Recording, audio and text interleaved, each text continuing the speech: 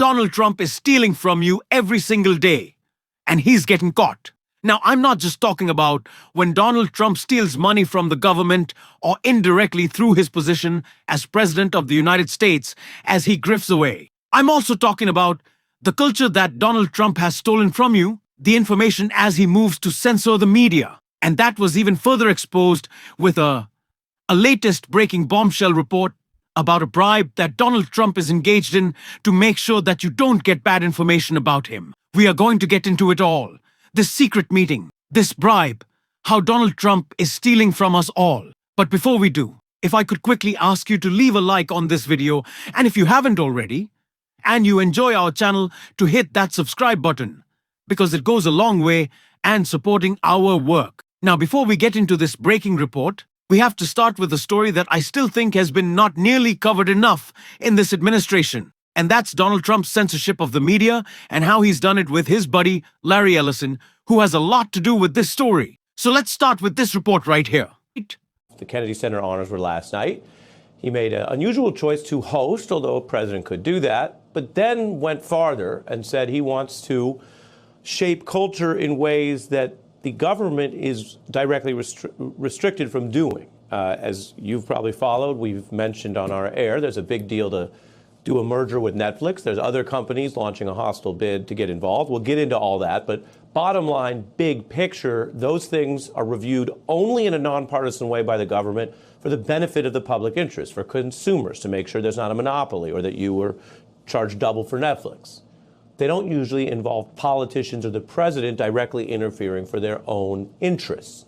That's the context for Donald Trump discussing the potential merger of what are two of the largest media companies in our country and also with global reach, Netflix and Warner Brothers. That's got to go through a process, and we'll see what happens. Netflix is a great company, and they have a very big market share. And when they have Warner Brothers, that share goes up a lot. So I don't know. That's going to be for some economists to tell. And also, and I'll be involved in that decision too. But it is a big market share. There's no question about that. It could be a problem. Fact check, true. It is a big market share, and that is a legitimate thing for the government to test. That's why we have a whole antitrust division of the DOJ. But legal check, false. It's not for Donald Trump to be personally involved. Indeed, we have the independence there at the DOJ, just like you have it in other economic areas or interest rates, because for many, many years, it has been settled precedent and better practice for us, the public, to not have politicians putting their thumb on the scale. If you go back far enough, this was an issue in the first Trump term when he was seen as and widely criticized for interfering in a Warner merger involving AT&T. So some of the same players, but different now, different companies involved, and then they were denying it. Then, in first-term version of Trump, most people around him said he's not doing this because he's concerned or against CNN or personal reasons. They denied it. Now, Trump all but admits it, saying he'll be personally involved, and there's more. His son-in-law, Jared Kushner, is now part of the hostile bid by Paramount, that's what I mentioned. They're basically the different company backed by the Ellisons, who are very close to Trump. They want to buy Warner instead of Netflix. So this is a huge conflict of interest to have the president say he wants to be personally involved, while yet again his family pops up taking sides and presumably being in line to make a lot of money if they win. There's also this Trump supporter pictured here in the Oval Office. Now, the Ellisons can have a relationship with Trump or any other politician.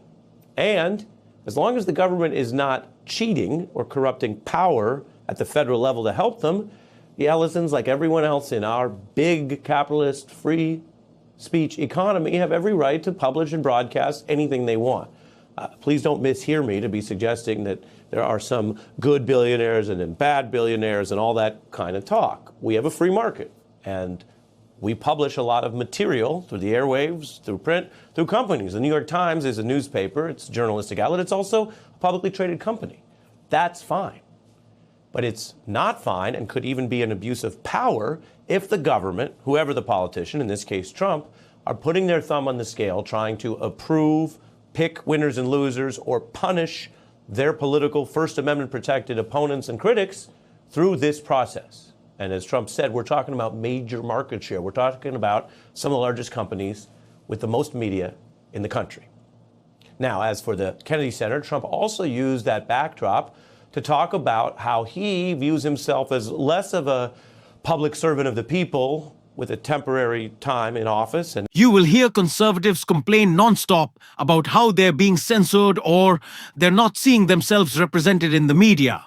But what they're really upset about is the fact that they don't have friends and that people don't like them. Censorship in media is the deliberate effort that Donald Trump has taken to silence voices like Jimmy Kimmel or Stephen Colbert or Mahmoud Khalil or the Associated Press at large. That is real media censorship. People willing to call out a genocide being perpetrated by the Israeli government, calling out Donald Trump's illegal deportation agenda, all of those things that has led Donald Trump to try to silence all of us. But he's not just doing so with threats. He's also doing it with the carrot. It's not just the stick from Donald Trump. And that is what was revealed with Donald Trump and his new best buddy, Larry Ellison, in this report right here.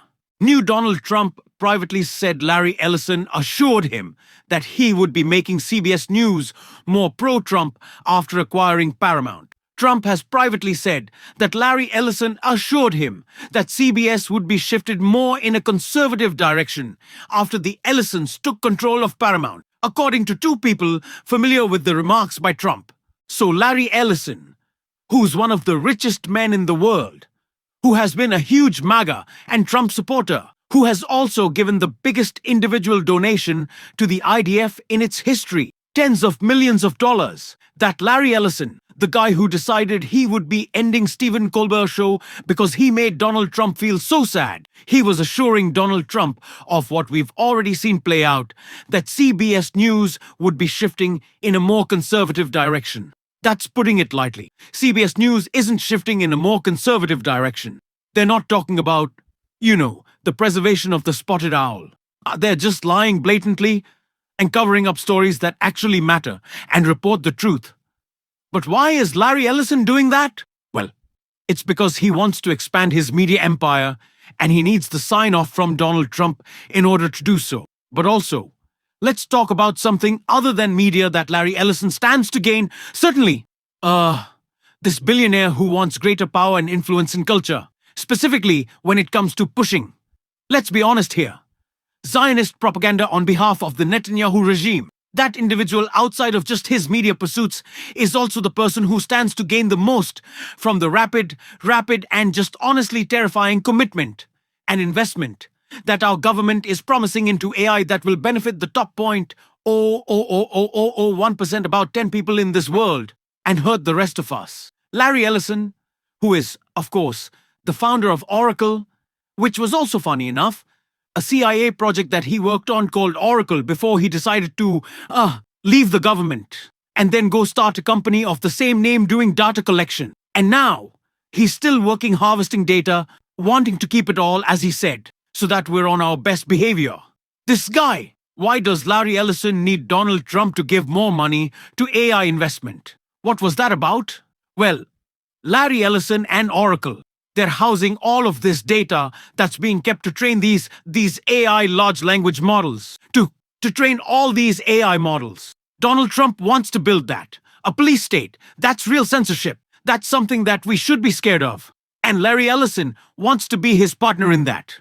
In the most corrupt administration in history, it's not just the billionaires, it's also the cabinet secretaries too. And Jen Psaki broke that down right here.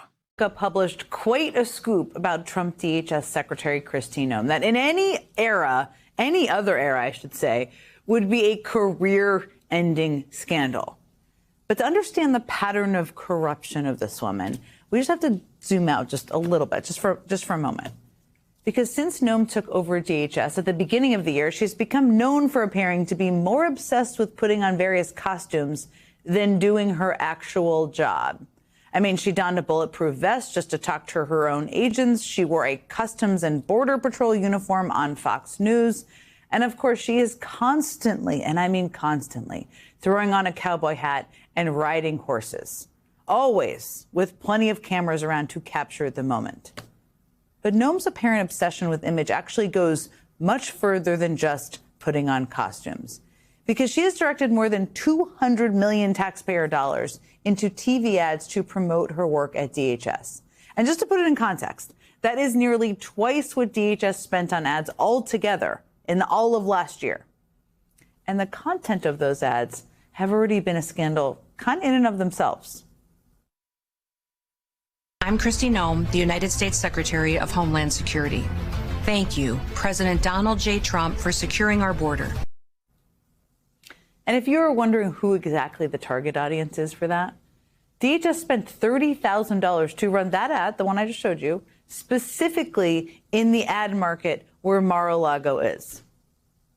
Now, as much as spending tens of thousands of dollars to make sure your ad plays on the TV near the president is a bizarre waste of taxpayer money, $30,000, it turns out, is a drop in the bucket compared to the more than $200 million DHS has spent this year making and airing ads. And the rest of that money is where the story gets truly bonkers. I mean, since March, we have known that DHS skipped the normal competitive bidding process when giving out the contracts to make and air these ads. DHS claimed that because Trump declared an emergency at the southern border, they didn't have to waste time getting competitive bids. And that brings me to the first part of ProPublica's big scoop, because it turns out that the majority of that no-bid contract money, $143 million taxpayer dollars, The most corrupt administration in history, and it's not particularly close. And they need to be called out every single day. We're going to on this show. And if you want to support, that is always, you can hit that subscribe button. Leave a like on this video. If you stuck around at the end, drop a blue heart in the comments. Keep on fighting, y'all. Don't let him silence you until next time. I'll see you soon.